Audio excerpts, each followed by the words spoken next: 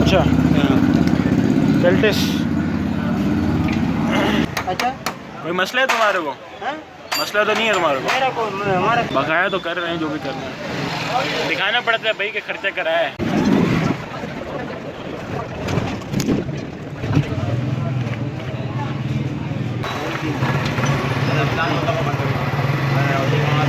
अगर आपकी उतनी बंद होती है उतनी मारो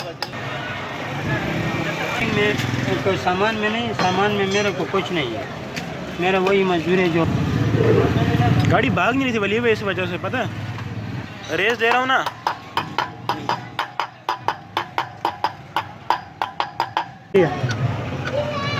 ओके भैया।